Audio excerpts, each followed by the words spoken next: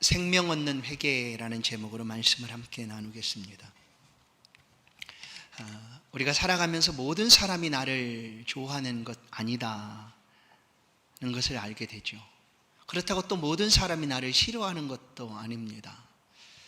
100% 나를 지지하지 않아도 어느 순간 내가 행한 일에 대해서 오해하고 또 비난하고 또 그 진실을 왜곡하게 되면은 마음이 아픈 것이 사실입니다.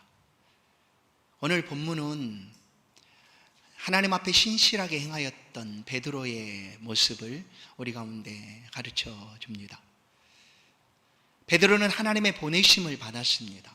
그리고 가이사라, 로마 군인들이 주둔해 있는 가이사라로 가서 백부장 고넬료의 가정에서 복음을 전했습니다. 그런데 그는 이방인이었습니다.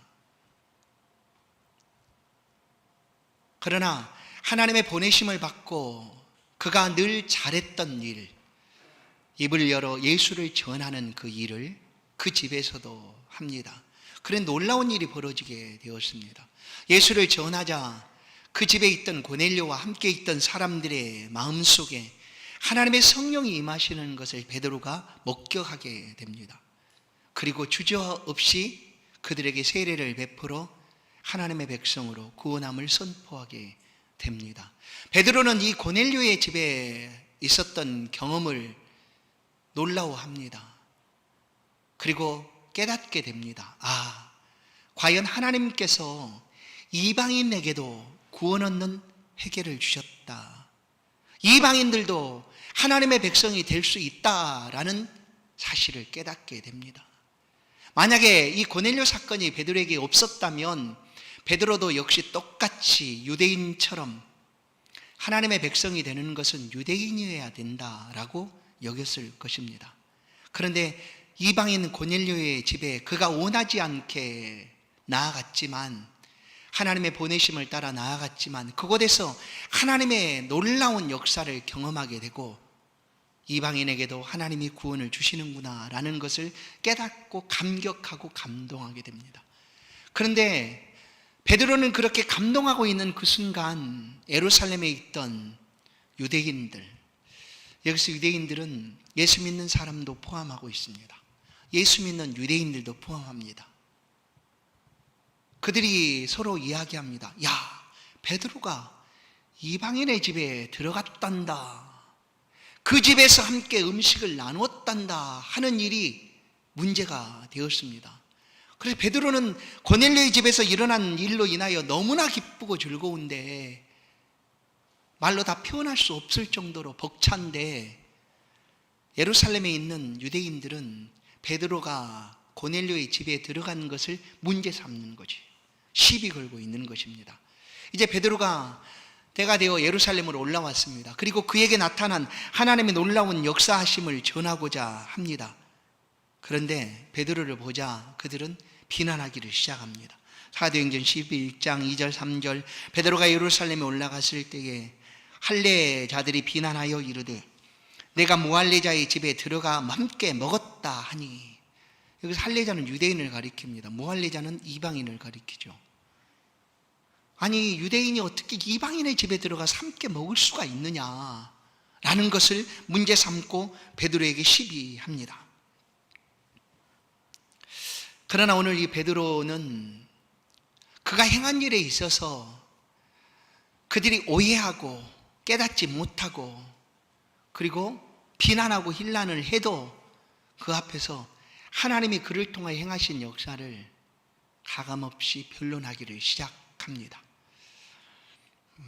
때로 우리의 삶에서 내가 행한 일에 거짓말로 우리를 비난하고 괴롭히고 억울하게 하는 일들이 다가올 수도 있습니다. 그때 베드로가 만약에 얼마든지 그들을 향하여 내가 행한 일이 뭐가 그렇게 잘못이냐, 나는 하나님의 보내심을 받아 하나님 말씀에 순종하여 그 일을 행했는데 그것이 뭐가 잘못이라고 나를 가지고 이렇게 비난하고 힐난하느냐라고 분을 낼 수도 있는 상황입니다.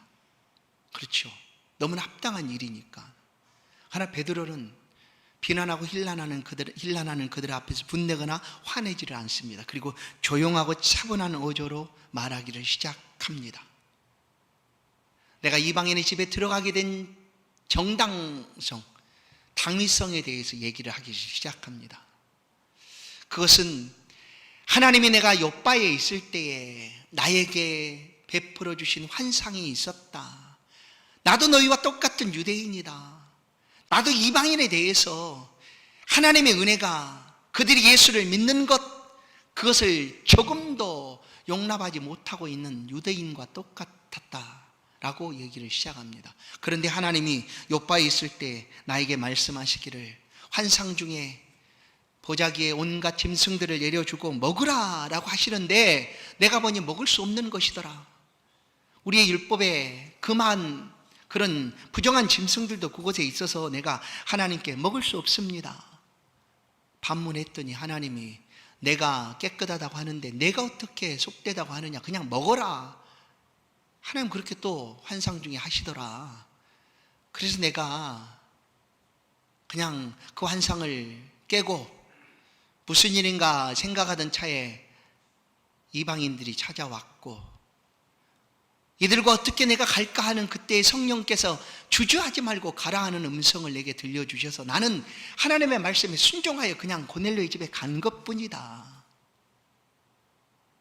가서 예수 그리스도를 전했더니 그들 가운데 하나님의 성령이 임하시는 것을 내가 목격하게 되었다.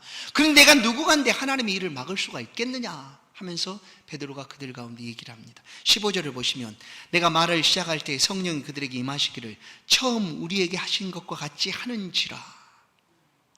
그리고 17절 내가 누구간데 하나님이 행하시는 일을 막겠느냐 하고 그들에게 세례를 주었다 하고 얘기를 합니다. 그러자 그 얘기를 들었던 유대인들이 베드로의 이야기를 듣기 전까지는 베드로를 비난하고 힐난하고 어떻게 유대인이 이방인에게 갈 수가 있느냐, 그들과 함께 한 자리에서 음식을 먹을 수 있느냐 했던 그 유대인들이 18절을 보시면 그들이 이 말을 듣고 잠잠하여 하나님께 영광을 돌려 이르되 그러면 하나님께서 이방인에게도 생명 얻는 회개를 주셨도다 하니라 말씀합니다.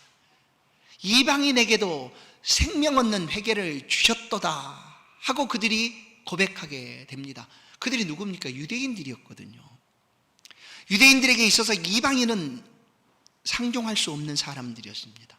하나님의 은혜를 절대로 받을 수 없는 사람이었습니다. 그래서 유대인들은 이방인들을 생각할 때 개라고 여겼습니다.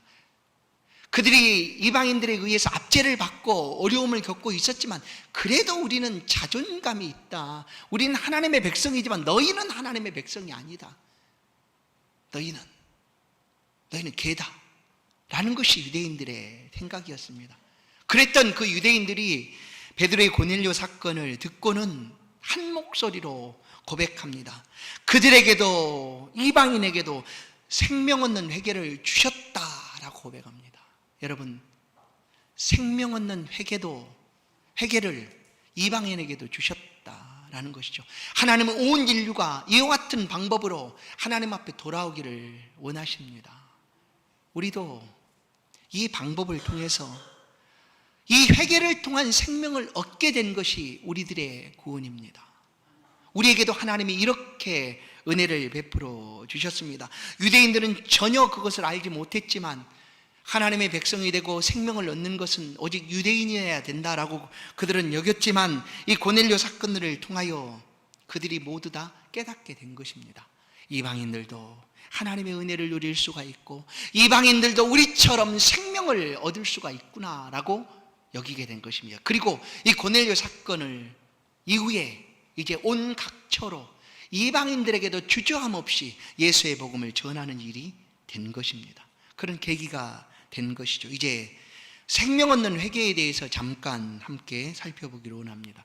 한 사람이 생명을 얻고 예수를 믿는 것, 그것은 바로 회개를 통하여 일어나는 일입니다. 그런데 우리에게 생명이 어디에 있는가라고 성경은 가르쳐 줍니다. 여러분, 내가 살아있으니까 나에게 생명이 있다는 것이죠. 살아있는 것은 생명이 있는 것입니다. 그런데 성경은 살아있다고 생명이 있다라고 말하지 않습니다. 죽었다라고 얘기하죠. 참 생명이 없으면, 예수 그리스도의 생명이 없으면 그는 죽은 자와 같다라고 얘기합니다. 하나님은 본래부터 인류를 창조하실 때 이 생명을 주시기를 기뻐하셨습니다. 어떤 생명입니까? 처음부터 창조하실 때 이 생명을 하나님은 주셨습니다. 하나님과 영원토록 사는 생명이죠. 그래서 영생이다라고 말합니다. 영원토록 살 수 있는 생명입니다. 그런데 사람이 범죄함으로, 죄를 지음으로 하나님과 영원토록 살지 못하고 지옥에서, 심판 속에서, 저주 가운데 영원토록 사는 존재로 달라지고 말았습니다. 똑같이 영원토록 살지만 영생이 아니라 영벌로 살아가게 되었다라는 것이죠.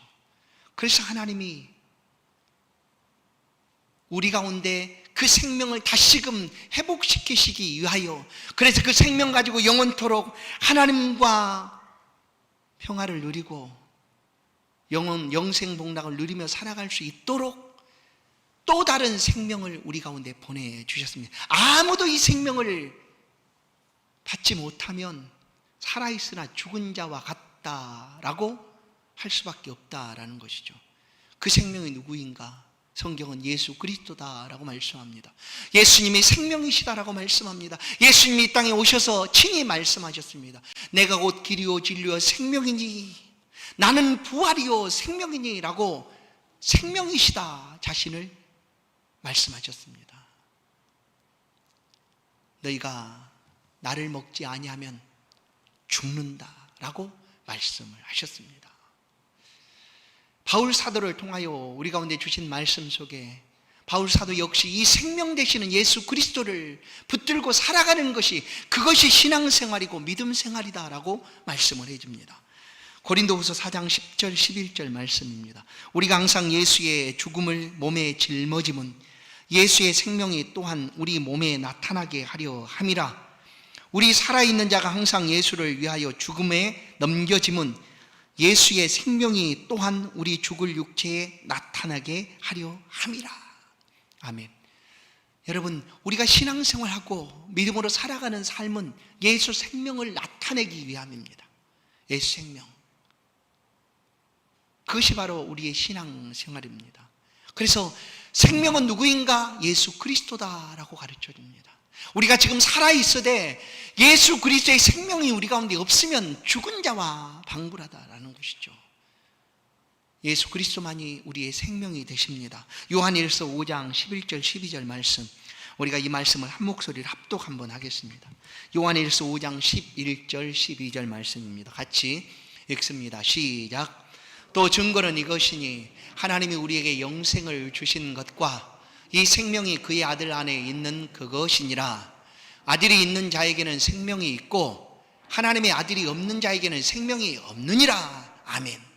아들이 있는 자에게는 생명이 있고 아들이 없는 자에게는 생명이 없느니라 라고 얘기해요. 여러분, 모든 사람이 살아있으나 살아있는 것이 아니다라고 말씀하고 있는 것이죠. 생명을 가져야지 사는 것입니다. 참 생명, 예수 그리스도의 생명을 가져야지만 우리는 살아있는 것입니다. 그 생명을 가져야지만 영원토록 영생을 누리고 하나님과 더불어 살 수가 있는 것입니다. 그럼 이 생명이 어떻게 주어지는가? 그것이 바로 회개라고 가르쳐요. 생명 얻는 회개를 통하여 이 생명이 사람들에게 주어지게 되는 것입니다.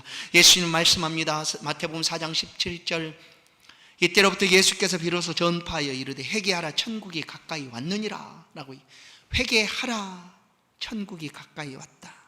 영원한 생명, 영생을 얻기 위해서는 반드시 회개가 있어야 합니다. 세례 요한도 세례받으러 오는 사람들을 향하여 말합니다. 너희가 세례받기만 원하지 말고 회개에 합당한 열매를 맺어야 할지니라 라고 말씀합니다. 회개는 죄를 고백하는 것입니다. 죄를 씻는 것입니다. 죄를 완전히 소멸시키는 것이 바로 회개입니다. 요한일서 1장 9절은 만일 우리가 우리 죄를 자백하면 그는 미쁘시고 의로우사 우리 죄를 사하여 주실 것이요 우리를 모든 불의에서 깨끗하게 하실 것이다 라고 말씀합니다. 이것이 회개입니다. 우리가 하나님 앞에 회개하면 우리의 죄가 사함받고 깨끗해져서 영원한 영생에 들어가게 되는 것입니다. 그래서 회개 없이는 절대로 생명을 얻을 수가 없는 것입니다. 회개 없이는 영생을 소유할 수가 없습니다. 그런데 베드로가 이방인에게도 이 생명 얻는 회개가 주어졌음을 말씀하고 있습니다. 오늘 베드로 사도의 말씀 가운데 15절을 보시면 내가 말을 시작할 때 성령이 그들에게 임하시기를 처음 우리에게 하신 것과 같이 하는지라. 잘 보세요. 성령이 그들에게 임하시기를. 이방인도 생명 얻는 회개를 통하여 영생을 얻게 되었는데 그들이 어떻게 이 회개에 나아갈 수가 있게 되었는가를 말씀해 줍니다. 보십시오. 15절. 성령이 그들에게 임하시기를 처음 우리에게 한 것과 같이 하셨다라고 얘기합니다. 여러분, 말씀을 듣고 은혜를 체험하는 것은 하나님의 성령의 역사입니다. 성령이 아니고는 아무도 예수를 주시라고 고백할 수가 없습니다. 그리고 예수 믿는 사람들에게는 하나님의 성령이 찾아오십니다. 그래서 그 마음을 열고 찢고 그 심령 속에 하나님의 성령이 자정하여 계셔서 말씀을 들을 때 깨닫게 하고 예수 그리스도를 위하여 살아가게 하는 것, 이것이 모든 것이 성령의 역사입니다. 그래 누구에게 이 성령을 주셨다고요? 베드로가 보았습니다. 이방인 고넬료에게도 하나님의 성령이 임하시는 것을 그가 보았습니다. 그리고 그도 하나님의 백성이 될 수 있음을 보았습니다. 왜냐하면 그가 예수 믿을 때 그의 심령에 하나님의 성령이 임하신 것을 베드로는 알고 있기 때문입니다. 유대인 모두가 그것을 알고 있기 때문입니다. 그런즉 하나님, 우리가 주 예수 그리스도를 믿을 때에 주신 것과 같은 선물을, 주 예수 그리스도를 믿을 때에 주신 것과 같은 선물을 그들에게도 주셨으니, 주의 제자들이 예수를 믿을 때 성령을 선물로 받았습니다. 모든 믿는 자들이 성령을 선물로 받았습니다. 그런데 지금 이방인에게 하나님의 성령이 선물로 주어주고 있음을 보았기 때문에 베드로는 주저함 없이 그에게 예수를 전하고 구원을 선포하게 된 것이었다라는 것이죠. 보십시오. 사도행전 2장 38절 40절 믿는 모든 사람들은 예수를 믿을 때 이 성령을 받았습니다. 베드로가 이르되 너희가 회개하여 각각 예수 그리스도의 이름으로 세례를 받고 죄사함을 받으라. 그리하면 성령을 선물로 받으리니. 이때가 언제입니까? 예루살렘에서 베드로가 외쳤던 때입니다. 성령이 임한 이후에 모든 유대 사람들을 향하여 이 말씀을 외쳤습니다. 너희가 예수의 이름으로 세례를 받고 죄사함을 받아라. 그리하면 성령을 선물로 받으리니. 그렇게 그 앞에 성령을 선물로 받는 사람들이 3,000명씩 예루살렘 교회로 돌아왔던 것입니다. 이 약속은 너희와 너희 자녀와 모든 먼데 사람 곧 우리 하나님이 얼마든지 부르시는 자들에게 하신 것이라 하고 또 여러 말로 확증하며 권하여 이르되 너희가 이 패역한 세대에서 구원을 받으라. 아멘. 그렇게 예수를 믿게 되었습니다. 어떻게요? 하나님의 성령이 그들 가운데 임하였습니다. 그렇게 성령을 통하여 생명이신 예수 그리스도를 고백하게 된 것입니다. 베드로 사도는 지금도 말씀을 통하여 하나님께서 이처럼 생명 얻기를, 한 사람이라도 더 생명 얻는 회개에 이르기를 기다리시고 계신다라고 말씀합니다. 베드로후서 3장 9절 주의 약속은 어떤 이들이 더디다고 생각하는 것 같이 더딘 것이 아니라 오직 주께서는 너희를 대하여 오래 참으사 아무도 멸망치 아니하고 다 회개하기에 이르기를 원하시느니라. 아멘. 지금도 하나님은 이 생명 얻는 회개가 있기를 원하십니다. 모든 사람들이 회개를 통하여 예수 그리스도의 생명 안에 있기를 원하신다라는 것입니다. 성도 여러분, 오늘 우리는 이방인이 생명 얻는 회개를 통하여 구원을 얻은 것처럼 우리도 그와 같은 방법으로 예수 그리스도를 믿고 구원함에 나아가게 되었습니다. 말씀을 맺습니다. 베드로는 선한 일이 오해가 되었습니다. 그의 행한 일이 유대인들에게 비난을 받게 되었습니다. 그러나 베드로는 그 순간 분내거나 화나지 아니하고 차분하게 하나님의 행하심에 대하여 증언하였습니다. 우리는 베드로처럼 이 땅을 삶을 살아갈 때에 믿는 자라는 것 때문에 억울함을 당할 일이 분명히 있습니다. 오해받는 일이 분명히 있습니다. 비방받고 비난받는 일들이 분명히 있습니다. 고난과 어려움이 성도들에게 찾아오는 것이 당연합니다. 그럼 그때 우리는 어떻게 이 순간들을 이기며 나아가야 될 것인가? 베드로가 합당하게 화내고 분낼 수도 있었습니다. 하나님 말씀대로 순종하여 행하는 것이 뭐가 그렇게 잘못이냐? 이방인들을 나도 두려워했고 나가기를 꺼려했는데 하나님이 보내시는데 내가 말씀대로 순종하여 나가는 것이 무엇이 잘못이냐?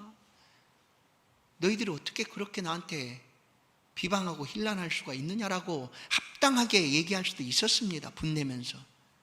그러나 그러지 않습니다. 그렇게 되면 생명 얻는 회개가 사라질 수도 있기 때문입니다. 성도 여러분, 우리 가운데 다가온 많은 어려움들 우리가 합당하게 분내고 화낼 수 있습니다. 예수 믿었어도 분내고 화낼 수 있습니다. 정당하게 얘기할 수도 있습니다. 그러나 그렇게 되면 우리를 통하여 생명 얻는 회개가 흘러가야 하는데 멈춰지고 말 것입니다. 그래서 우리는 예수 생명을 드러내기 위하여 참고 또 견디고 기다리는 것입니다. 성경은 이런 억울한 일을 만났을 때 성도들이 어떻게 행해야 되는가를 잘 보여줍니다. 다니엘은 포로로 잡혀간 이스라엘 포로였습니다. 바벨론으로 포로로 잡혀갔습니다. 그런데 놀랍게도 다니엘의 생애는 하나님이 함께하여 주셔서 세 나라에서 총리를 하게 됩니다. 페르시아가 바벨론을 무너뜨릴 때 그 다리오 왕이 이 다니엘을 총리로 세우고자 합니다. 그랬더니 페르시아 메데바사 사람들이 반기를 듭니다. 이럴 수 없습니다. 우리나라 정통 사람도 아니고 이방 사람 아닙니까? 포로로, 그것도 포로로 잡혀온 사람인데 어떻게 우리의 총리가 될 수가 있습니까? 안 됩니다. 그런데 흠을 한번 잡아보려고 다 털어봅니다. 그런데 다니엘에게 아무런 흠이 없습니다. 그래서 새로운 법을 그들이 만들었습니다. 법을 만들어서 30일 동안 왕의 다른 신에게나 누구에게 경배하고 꿇어 예배하는 사람, 기도하는 사람은 모조리 다 사자굴에 쳐 넣읍시다 하고 그들이 새로운 법을 만들었습니다. 다니엘을 붙잡고자 하기 위해서. 그런데 다니엘이 이 법이 새로 반포된 것을 알았습니다. 그런데 다니엘은 어떻게 합니까? 억울하고 분하지 않겠습니까? 자기에게 아무런 잘못도 없는데, 아무런 흠도 없는데 그런 식으로 자기를 몰아가고 마침내 사자굴에 쳐놓으려고 하니 얼마나 억울하겠습니까? 그러나 다니엘은 이 억울함을 어떻게 풀어가는가 보십시오. 다니엘 6장 10절, 다니엘이 이 조서의 의인이 찍힌 것을 알고도 자기 집에 돌아가서는 그 방에 예루살렘으로 향하여 열린 창에서 전에 행하던 대로 하루 3번씩 무릎을 꿇고 기도하며 하나님께 감사하였더라. 전에 행하던 대로 다니엘은 하나님께 맡깁니다. 하나님께 아뢰입니다. 그리고 오히려 감사합니다. 그러자 놀라운 일이 벌어지죠. 우리는 그 결말을 압니다. 다니엘은 사자굴에 들어갔지만 그 사자굴 속에서 산채로 살아나옵니다. 그리고 그 땅에 다리오 왕을 통하여 생명 얻는 회개가 하나님이 전해지게 되었다라는 것이죠. 그렇게 이방 땅 페르시아에도 하나님의 살아계심이 전해집니다. 그리고 훗날 그 다니엘의 일을 통하여 그 땅에도 하나님의 역사하심이 전해져 가게 되었습니다. 신앙인들의 삶을 이렇게 살아가야 된다라고 성경은 가르쳐 줍니다. 다니엘뿐만 아니라 베드로 역시 마찬가지고 성도들의 삶을 이렇게 살았던 흔적들을 시편을 통하여 잘 만날 수가 있습니다. 특별히 시편 37편은 이런 어려운 일, 억울한 일을 당했을 때 어떻게 살아가야 되는가, 하나님을 의지하고 악을 악으로 갚지 말고 사랑으로 대하라 말합니다. 여호와를 의리하고 오히려 기뻐해라 라고 가르쳐 줍니다. 시편 37편 7절을 보겠습니다. 여호와 앞에 잠잠하고 참아 기다리라. 자기 길이 형통하며 악한 꾀를 이루는 자 때문에 불평하지 말지어다 라고 말합니다. 우리가 믿는 길은 형통하지 않습니까? 우리가 믿음을 가지고 곧바로 걸어가지 않습니까? 그런데 우리를 세상은 가만두지 않습니다. 여러 가지 방법들을 흔들어 놓습니다. 억울하게 하고 힘들게 하고 괴롭게 합니다. 얼마나 힘듭니까? 그런데도 그때 믿는 자의 성도의 삶은 하나님을 바라보라는 것입니다. 하나님을 의지하여 참고 기다리라. 불평하지 말아라. 그러면 하나님께서 행하실 것이다라는 거예요. 어떻게 행하시는가? 여러분, 우리가 불평하고 불만을 품고 내가 그래? 나도 얼마든지 할 수 있다 하면 이방을 향하여 흘러갔던 이 생명 없는 복음이 멈춰지고 말기 때문입니다. 하나님이 지금도 우리를 통하여 이 생명이 흘러가기를 원하십니다. 예수 생명이 우리를 통하여 흘러가기를 원합니다. 내가 한번 참아내면, 견뎌내면, 믿음 가졌다는 것 때문에, 하나님을 아는 것 때문에, 하나님을 믿는 것 때문에 참고 기다리면 하나님은 그 순간 우리의 삶에 예수 생명을 더하여 주실 뿐만 아니라 예수 생명이 나를 통하여 흘러가는 은혜를 허락하여 주실 것입니다. 성도 여러분, 우리는 모두 다 생명 없는 회개를 통하여 하나님의 백성이 되었습니다. 기가 막히고 어려운 일이 당할지라도 하나님 앞에서 잠잠히 참아 기다리십시다. 그리고 오히려 이 생명 주심에 대한 감사를 아끼지 마십시다. 우리를 통하여 생명이 흘러가기를 원하시는 하나님 앞에 우리 또한 우리의 삶에 다시는 죄악으로 나아가지 않도록 우리의 삶을 주장하십시다. 죄 가운데 빠지지 않도록 이 죄에 대해서 멀리 하십시다. 하나님 말씀과 기도로 우리의 삶의 양식을 삼아 하나님 앞에 한 걸음 한 걸음 더 나아가십시다. 그렇게 경건한 삶을 살아가기를 주의 이름으로 축원드립니다. 우리에게도 생명 없는 회개를 주신 하나님을 찬양합니다. 기도하십시다. 하나님 감사합니다. 모든 사람에게 생명 없는 회개를 성령을 통하여 선물로 베풀어 주시고 오늘도 그 은혜를 입고 하나님 앞에 감사하여 예배합니다. 하나님, 죄 백성들의 간구를 기억하여 주옵소서. 믿음의 삶을 사는 동안 참 어려운 일들도, 우리가 감당하기 어려운 그런 힘든 일들도 만날 수 있습니다. 그때마다 하나님 도와주옵소서. 하나님께 기대고 의지하오니 우리의 삶을 주장하여 주사 우리를 통하여 하나님 원하시는 생명들이 흘러 넘칠 수 있도록, 우리를 통하여 예수 복음이 전해질 수 있도록 우리를 사용하여 주옵소서. 우리는 약하고 연약하고 부족하오나 우리 안에 거하신 하나님은 능력 있고 힘이 있사오니 하나님 우리를 사용하여 주옵소서. 오늘도 이 생명 없는 회개가 우리를 통하여 선포되어지기를 기대합니다. 하나님, 우리의 삶을 주장하여 주옵소서. 어디에서든지 하나님 기뻐 받으시는 복된 삶을 살아갈 수 있도록 붙들어 주옵소서. 예수 그리스도의 이름으로 기도하옵나이다. 아멘. 찬송 182장입니다.